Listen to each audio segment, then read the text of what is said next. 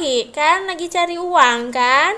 Untuk beli mainan abang. Iya. Tak boleh main di sini. Bahaya. No. No. Iya. Harus main di situ. Iya. Boleh di situ. Di sini nggak boleh, bahaya. No. Di situ main aja. Di sini nggak boleh. Panggil Abi.